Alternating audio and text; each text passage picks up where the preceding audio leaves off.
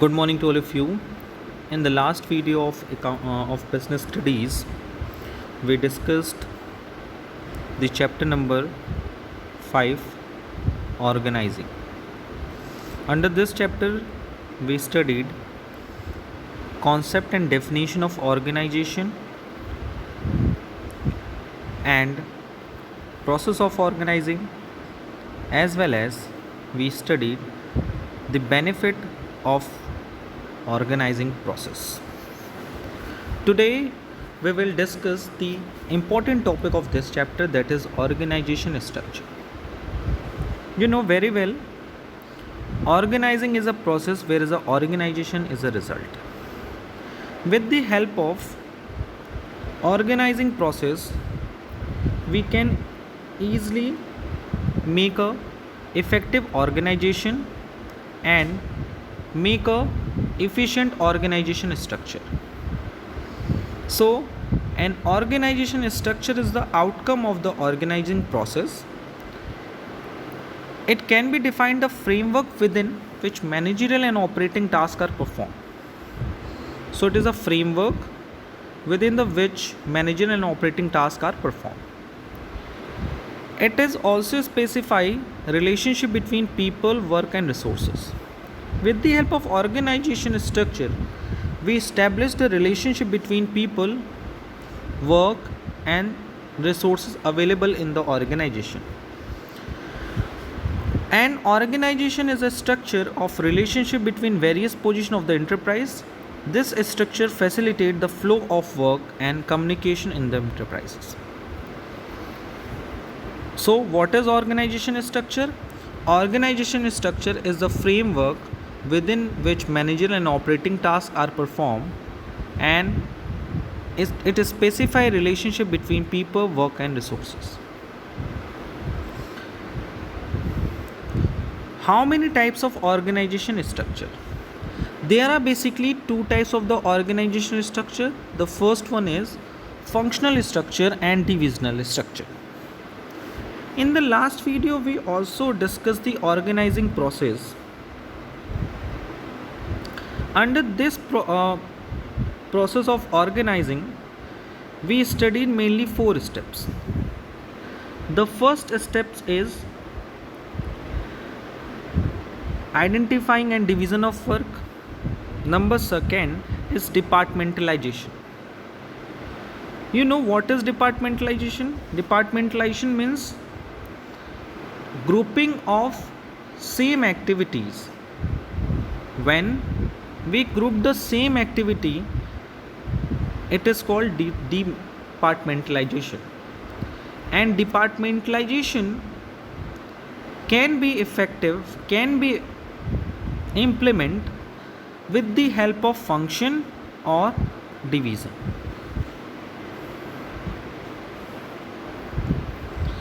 So organizational structure is mainly a part of the step 2 of organizing process, that is departmentalization. When we talking about the departmentalization, there are basically 2 bases for the departmentalization. The first basis is departmentalization is on the basis of the function, and second on the basis of the division. Now let's we discuss what is functional structure and what is divisional structure.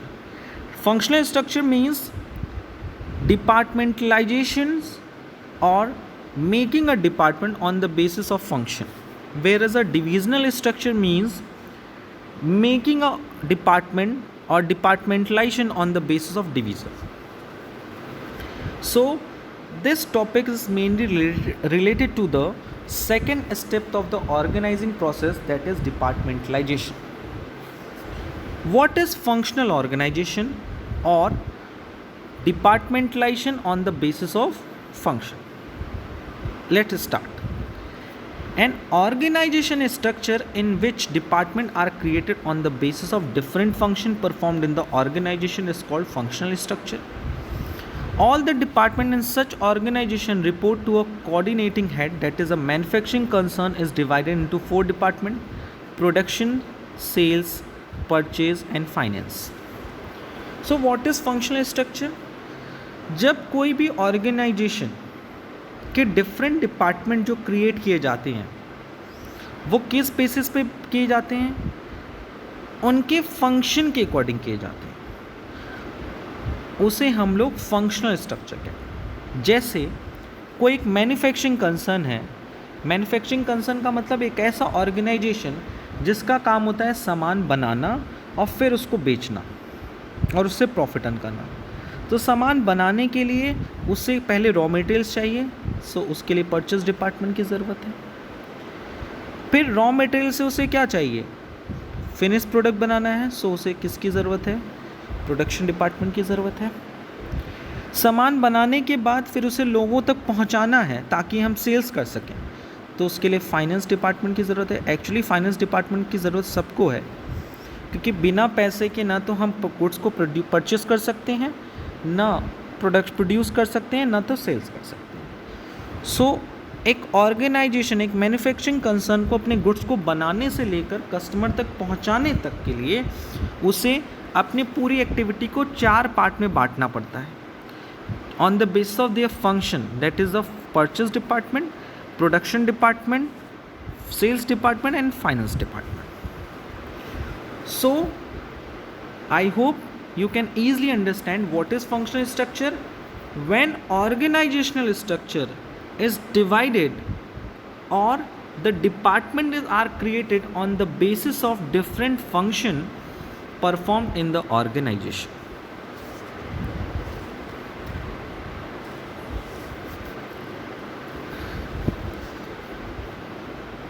You can also see in this picture, under the one managing director, there are basically 4 departments: human resource department, research and development department, marketing department and purchasing department. It is also an example for the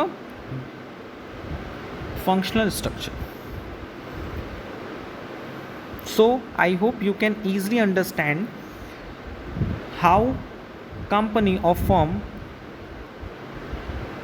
follow the steps 2 of the organizing process, that is departmentalization, and how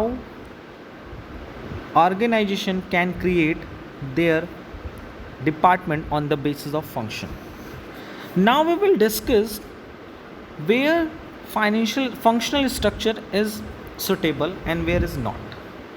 So the second heading of this topic is suitability of functional structure. It is most suitable when the size of organization is large, yes, generally with the single product or a small number of similar products. Number second, has diversified activity, and number third, operation require a higher degree of specialization. So company कहाँ functional structure को adopt करती है? Company adopt करती है जहाँ पे organisation काफ़ी बड़ा और सिंगल प्रोडक्ट में काम कर रहा हो, या फिर उसके सिमिलर प्रोडक्ट हो, 4-5 प्रोडक्ट हो लेकिन वो सिमिलर हो. जैसे मैं एक छोटा सा एग्जांपल देता हूँ कि एक ऑर्गेनाइजेशन है, उसका साइज़ बहुत बड़ा है, वो एक ही प्रोडक्ट में डिस्कस करता है, या फिर आप उसके प्रोडक्ट को देखिए तो उसके प्रोडक्ट में प्रोडक्ट सेम है लेकिन वो उसका थोड़ा सा नेचर अलग अलग है. जैसे अगर हल्दीराम को ही देख लीजिए, उसका ऑर्गेनाइजेशन कितना बड़ा है, उसका एक ही प्रोडक्ट आता है, वो किस में डील करता है जनरली? वो जनरली डिपेंड करता है नमकीन के लिए, ठीक है, और नमकीन में डिफरेंट वेराइटीज़ ऑफ द नमकीन होती हैं.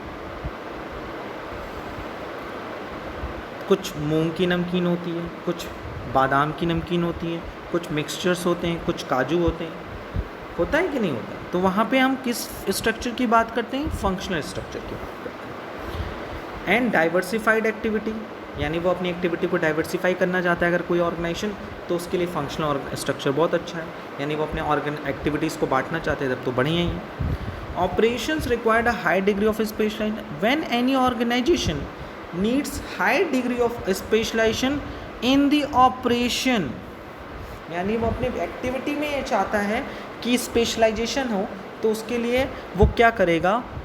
प्रोडक्शन मैनेजर अलग रखेगा, सेल्स मैनेजर अलग रखेगा, परचेज मैनेजर अलग रखेगा, फाइनेंस मैनेजर अलग रखेगा. Okay. Next one is the advantage of financial structure. We discussed the all above headings and the description given under the functional structure. Few advantages are as follows. The first one is specialization. Number second, control and coordination. Increase efficiency and profit. Minimum duplication of efforts. Economies of scale, lower cost, training of employees easier, encourage all function get due attention. So हमने जितने भी advantage बताए उन सबको एक एक करके समझा जाए. जैसे अगर हम फंक्शनल स्ट्रक्चर की बात करते हैं तो we are focusing on the specific function कि प्रोडक्शन फंक्शन अलग है, परचेज फंक्शन अलग है, सेल्स फंक्शन अलग है, फाइनेंस फंक्शन अलग है. सो इन सारे फंक्शन को कंप्लीट करने के लिए हम स्पेशलिस्ट बंदे को लगाएंगे. उसी बंदे को लगाएंगे जिसको उस फंक्शन के एक्सपीरियंस हो, नॉलेज हो, उसके पास स्किल हो. तो ऑटोमेटिक उस फंक्शनल स्ट्रक्चर के हेल्प से हमारे ऑर्गेनाइजेशनल में स्पेशलाइजेशन वर्ड्स ऐड हो जाएगा. Promote control and coordination. With the help of functional organisation we also create the control and coordination. Why? Because जब किसी भी ऑर्गेनाइजेशन में डिवीज़न ऑफ वर्क नहीं रहेगा तो क्या हम एक के साथ दूसरे का कोऑर्डिनेशन इस्टेब्लिश कर सकते हैं? नहीं कर सकते सर. क्या हम सब पे एक साथ कंट्रोल इस्टेब्लिश कर सकते हैं? नहीं. लेकिन वही अगर हम लोगों को बांट दें, अलग अलग कर दें, डिवीज़न कर दें on the base of their function, तो यहाँ 4 ग्रुप बन जाएंगे. चारों ग्रुप को अलग अलग कंट्रोल करना ज़्यादा इजी होगा एज़ कम्पेयर टू द चारों लोगों को एक साथ कंट्रोल करना. So with the help of functional organisation control easily applicable होता है. अलग अलग हम लोगों को कंट्रोल कर सकते हैं और सबके बीच में कोऑर्डिनेशन भी ला सकते हैं. Coordination is a very important function of management. क्योंकि किसी भी ऑर्गेनाइजेशन में अगर कोऑर्डिनेशन नहीं है, अगर सेल्स डिपार्टमेंट का कोऑर्डिनेशन परचेज से नहीं है, परचेज का प्रोडक्शन से नहीं है, प्रोडक्शन का फाइनेंस से नहीं है, तो कभी भी कोई भी काम अपने आपके बिजनेस में अच्छे ढंग से नहीं हो सकता. And next one, it leads to increase efficiency and profit. Efficiency means अगर हम सब काम को डिवीज़न कर दें, एंड ये फंडा तो ऑलरेडी हेनरी फ्यूल ने भी दिया है अपने principle of management, division of work on the basis of their nature.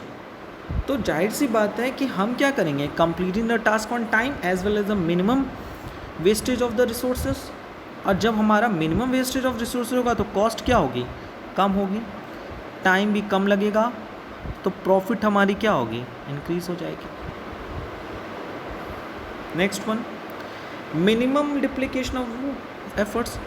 Because functional organization में तो मैंने सारी एक्टिविटी को फंक्शन के अकॉर्डिंग बांट ही दिया है, तो इस बात की चांसेस भी काफ़ी कम हो जाएंगे कि कोई बंदा एक काम बार बार करे या 4 लोग एक ही काम को करें.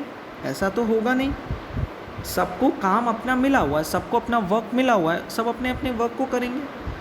अगर डिवीज़न ऑफ वर्क नहीं होता है तो हो सकता है कि 4 लोग एक ही काम करेंगे. अगर मैंने बांट दिया कि प्रोडक्शन मैनेजर को प्रोडक्शन से रिलेटेड एक्टिविटी करनी है, सेल्स मैनेजर को सेल्स से रिलेटेड एक्टिविटी करनी है, तो क्या कोई प्रोडक्शन डिपार्टमेंट का कोई बंदा जाके सेल्स डिपार्टमेंट का काम करेगा? नहीं. तो वहाँ डुप्लीकेशन ऑफ एफर्ट्स नहीं होगी, ना डिसबैलेंस भी नहीं होगा, क्योंकि हर ऑर्गेनाइजेशन पे हमारा ध्यान इक्वली है. और नेक्स्ट पॉइंट में देखिए, ट्रेनिंग ऑफ एम्प्लॉयज़. हम जब भी किसी ऑर्गेनाइजेशन में फंक्शनल स्ट्रक्चर होता है तो हम वहाँ के एम्प्लॉयज़ को ईजिली ट्रेन कर सकते हैं. कहोगे कैसे ट्रेन कर सकते हैं सर? देखियो जी, 4 लोग हैं, ये सेल्स डिपार्टमेंट के हैं, ये परचेज डिपार्टमेंट के, फाइनेंस डिपार्टमेंट के, ये प्रोडक्शन डिपार्टमेंट. ओके, अगर इन बंदे को मुझे ट्रेनिंग देना है तो मैं सिर्फ किस में देना होगा, सेल्स की एक्टिविटी में देना होगा ना इनको ट्रेनिंग, क्योंकि ये बंदा कहाँ का है, ये this employee is related to the sales department. तो जब हम इनको ट्रेनिंग देंगे तो क्या सारी चीज़ों की ट्रेनिंग देंगे? नहीं सर, ये सेल्स रेट, इसको सेल्स की ट्रेनिंग देंगे। इस बंदे को किसकी ट्रेनिंग देंगे? प्रोडक्शन की। इस बंदे को किसकी देंगे? परचेस की। इस बंदे को किसको देंगे? फाइनेंस से रिलेटेड ट्रेनिंग देंगे। तो ट्रेनिंग देना ईजी हो गया कि नहीं हो गया?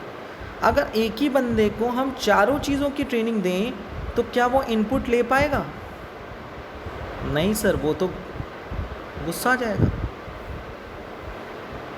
ना, वो किसी एक एक्टिविटी को अच्छे से सीख पाएगा। और with the help of functional organization we also focus on all the function at all with equal values, यानी हम हर फंक्शन को एक साथ वैल्यू देते हैं और सबको एक साथ परफॉर्म करने के लिए कैपेबल होते हैं। मिक्सचर नहीं होता है। ओके, ये तो हो गए उसकी suitability and advantage, but there are some limitation of the functional structure. कहीं कहीं ऐसा होता है कि फंक्शनल स्ट्रक्चर एप्लीकेबल नहीं हो पाता है और उसकी कुछ डिसएडवांटेज हैं। So the functional structure suffers from the following disadvantage. The first one, work is assigned as per the specialization. Due to this, specialists working in different department may not be able to see the perspective of the organization as a whole. It becomes difficult to hold a particular department responsible for any problem. When organization grows, a structure of department becomes complicated and creates problem in coordination. Conflict often arises when the interest of two or more departments are not compatible. And number fifth, there is a lack of flexibility as people may develop a narrow perspective and may not appreciate any other point of view. देखिए, पहली limitation है, पहला drawback है, जब हम काम को उनके फंक्शन के अकॉर्डिंग बांटें और लोगों को उनके स्किल और एबिलिटी के अकॉर्डिंग उनको डिपार्टमेंट में रख लें और वो एज ए स्पेशलिस्ट उस वर्क में काम कर रहे हैं, तो वो सिर्फ और सिर्फ अपने डिपार्टमेंट के एम के लिए ही काम करते हैं। उनका मेनली फोकस होता है कि भैया हमारे डिपार्टमेंट की जो ऑब्जेक्टिव है वो कंप्लीट हो जाए। तो क्या हम यहाँ ऑर्गेनाइजेशन के बारे में सोच रहे हैं? नहीं, यहाँ तो सिर्फ हम एक पार्ट के बारे में सोच रहे हैं। सो ऑर्गेनाइजेशन पे हमारा ज़्यादा फोकस नहीं। दूसरी बात, यानी under the functional structure of organization we cannot focus on the organizational goal as a whole. The second, अगर बिजनेस में कोई प्रॉब्लम आती है या मान लीजिए किसी साल फर्म को लॉस हो गया, तो वो ये कैसे कहेगा कि ये प्रॉब्लम जो है इस पर्टिकुलर डिपार्टमेंट के कारण हो रही है। मान लीजिए किसी ऑर्गेनाइजेशन को लॉस हो गया, ठीक है, तो हम ये कैसे रिस्पॉन्सिबिलिटी डिसाइड करेंगे कि इस प्रॉब्लम की वजह कौन है, इस लॉस की वजह कौन सा डिपार्टमेंट है? सेल्स डिपार्टमेंट है कि फाइनेंस डिपार्टमेंट है, प्रोडक्शन डिपार्टमेंट है कि परचेस डिपार्टमेंट है? So we can not be easily find out who is the responsible for the loss of the organisation. The third limitation, when organization grows, a structure of department becomes complicated and creates problems in coordination. देखिए, जब organisation medium level का रहता है, low level का रहता है, तो वहाँ फंक्शनल ऑर्गेनाइजेशन प्रॉफिटेबल रहता है। लेकिन जब ऑर्गेनाइजेशन बहुत बड़ा हो जाए या उसके नंबर ऑफ प्रोडक्ट्स बढ़ जाए, तो उस सिचुएशन में फंक्शनल ऑर्गेनाइजेशन जो होता है, स्ट्रक्चर जो होता है, वो एप्लीकेबल नहीं हो पाता है, क्योंकि एक डिपार्टमेंट को कई तरह के प्रोडक्ट्स प्रोड्यूस करने पड़ते हैं, परचेस डिपार्टमेंट को कई प्रोडक्ट्स से रिलेटेड रॉ मटेरियल्स खरीदने पड़ते हैं, एज वेल एज एक सेल्स डिपार्टमेंट को कई तरह के प्रोडक्ट्स मार्केट में सेल भी करने होते हैं। सो इस सिचुएशन में फंक्शनल स्ट्रक्चर ऑर्गेनाइजेशन के लिए प्रॉफिटेबल नहीं होता है। उसी तरह से कॉन्फ्लिक्ट भी अराइज होते हैं, क्योंकि एक ऑर्गेनाइजेशन जो होता है, जो एम्प्लॉयज़ होता है, वो ये चाहता है कि उसे सिर्फ और सिर्फ सेल्स डिपार्टमेंट का ही काम ना मिले बल्कि उसे अदर डिपार्टमेंट का भी काम मिले, क्योंकि जब कोई इंसान एक काम को करता रहता है बार बार तो स्पेशलाइजेशन ज़रूर हो जाती है, लेकिन एक काम को करते करते वो कभी ना कभी बोर भी हो जाता है। सो फंक्शनल ऑर्गेनाइजेशन में फ्लेक्सिबिलिटी भी होनी बहुत ज़रूरी होती है, और फंक्शनल ऑर्गेनाइजेशन स्ट्रक्चर में फ्लेक्सिबिलिटी का नेचर काफ़ी कम होता है। सो we discuss the functional structure of the organization, where the organization creates their department on the basis of the function. Okay, now we will move to the second type of organizational structure, that is divisional structure.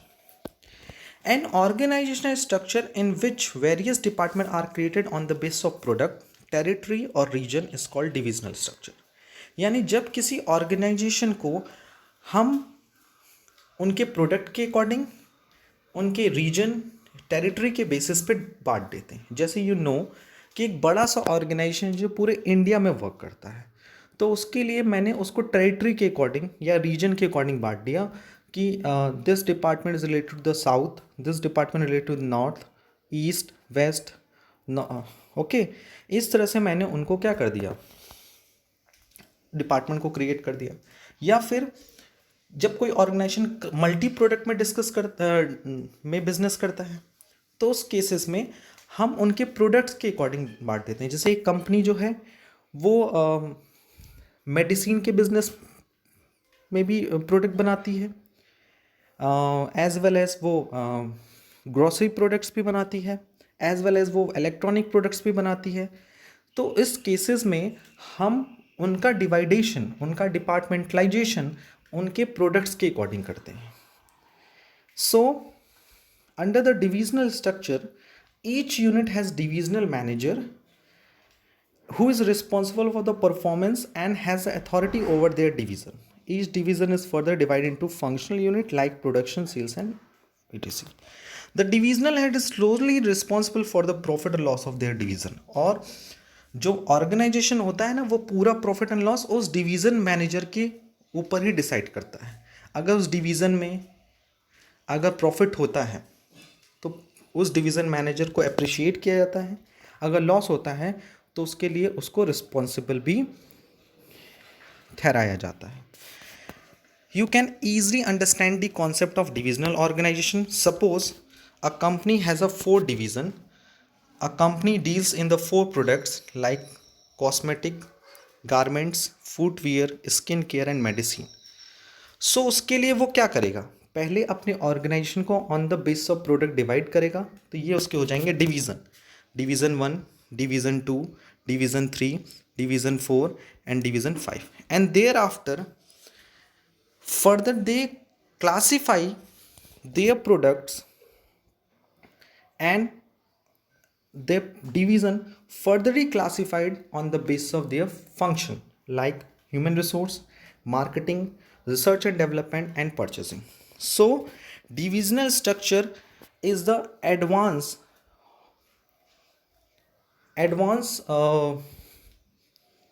form of the functional structure. Under this structure of organization, first of all we divide the whole organization on the basis of their product or region, and thereafter particular region can be divided into various part on the basis of their function. जैसे कि cosmetic division है तो cosmetic division का एक head होगा।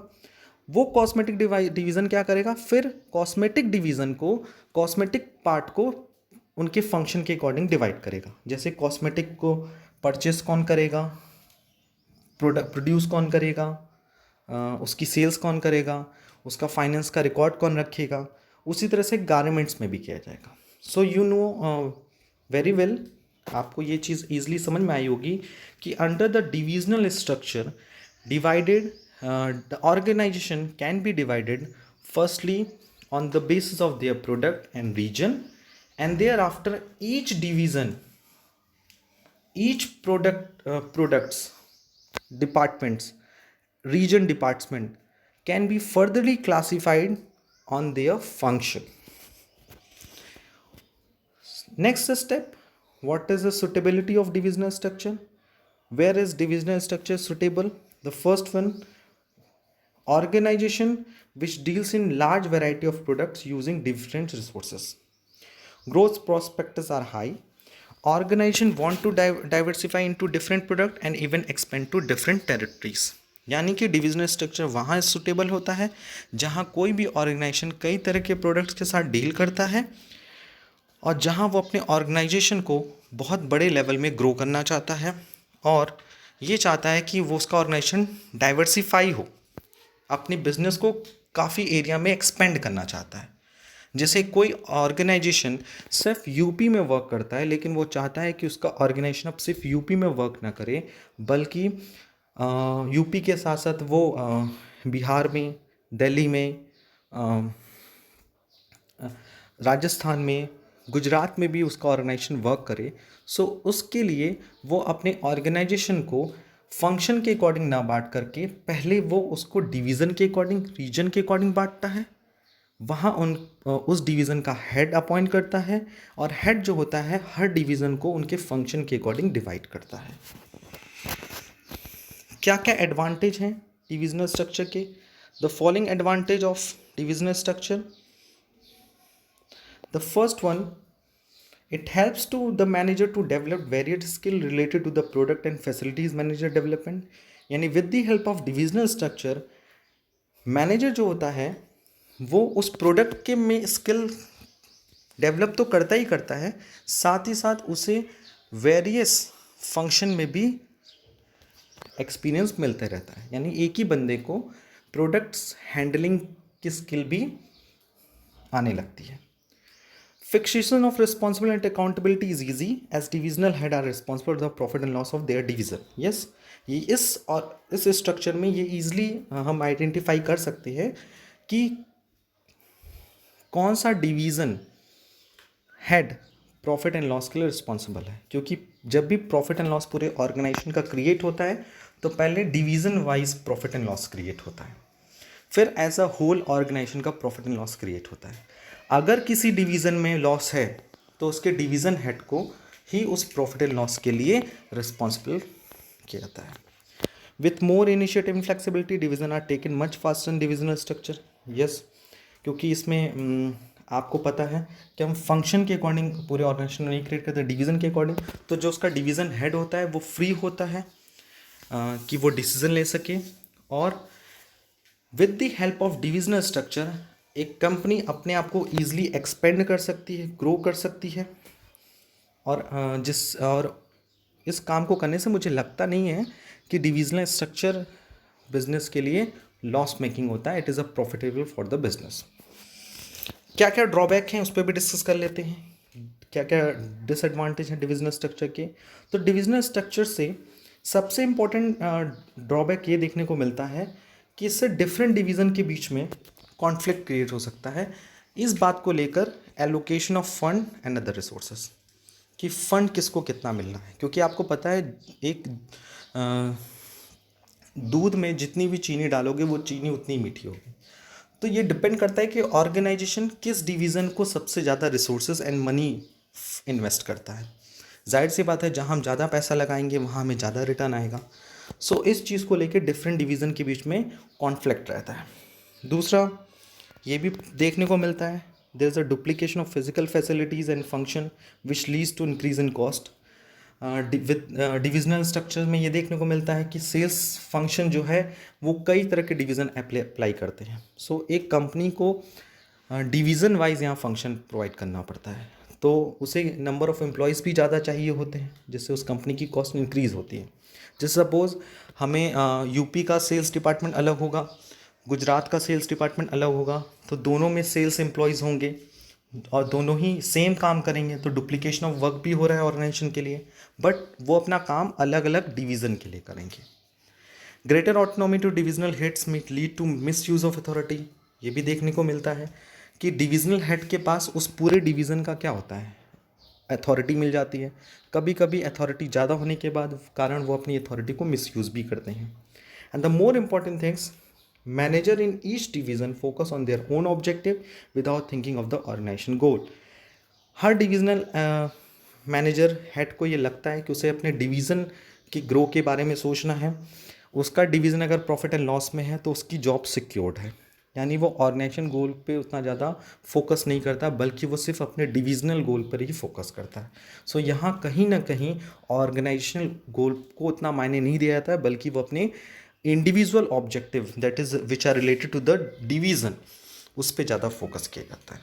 सो I hope कि आज हम लोगों ने ऑर्गेनाइजेशन स्ट्रक्चर को पढ़ा।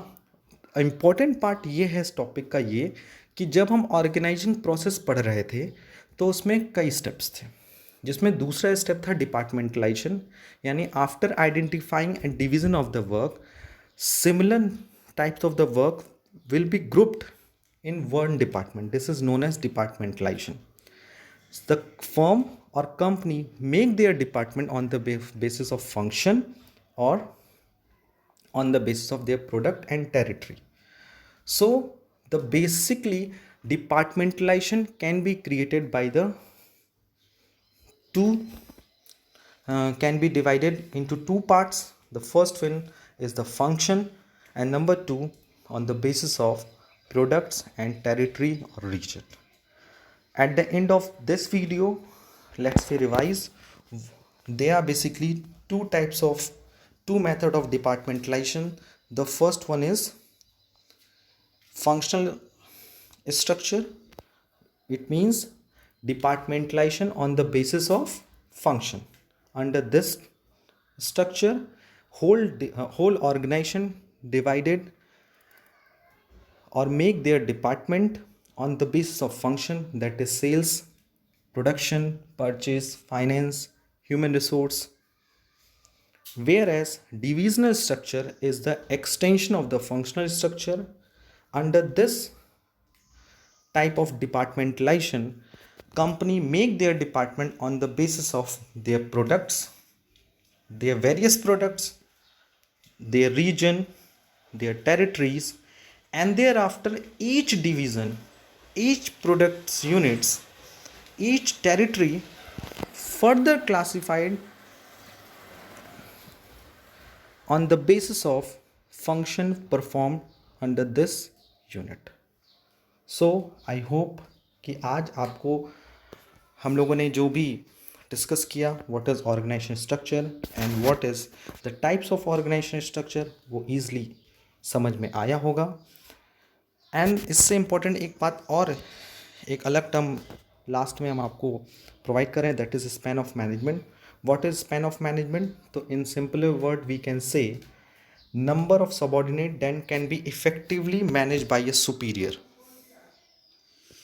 It refers to a number of subordinate that can be effectively managed by a superior. It is a concept related to the organizational structure. What is the meaning of a span of management? The number of subordinate then can be effectively managed by a superior. यानी एक superior के द्वारा जितने भी subordinate easily supervise किए जा सकते हैं, मैनेज किए जा सकते हैं, उसे हम लोग स्पैन ऑफ मैनेजमेंट कहते हैं। And larger the span, lesser the number of level in organisation structure leading to a flat organisation. यानी स्पैन जितना बड़ा होगा, lesser the number of level in the organisation, एक ऑर्गेनाइजेशन में जितना स्ट्रक्चर में जितने नंबर ऑफ लेवल्स कम होंगे उतना ही ऑर्गेनाइजेशन फ्लैट होगा, यानी उतना ही ईजी होगा। इस पर हम लोग बाद में और डिटेल में डिस्कस करेंगे। बस इतना समझ जाएं कि what is span of management. Span of management means number of subordinate that can be effectively manage by A superior. एक सुपीरियर के द्वारा जितने सबऑर्डिनेट ईजिली हैंडल किए जा सकते हैं, मैनेज किए जा सकते हैं, which is known as span of management. So today we discuss three important concepts related to the organizing chapter. The first one is what is organization structure. Second one is types of organizational structure, that is functional organizational structure and divisional organizational structure, and last the definition of span of management. So I hope आपको अच्छे से समझ में आया होगा। If you have any kind of doubt relating to this topic, please ask me. आज के लिए इतना ही। Thank you. Thanks a lot.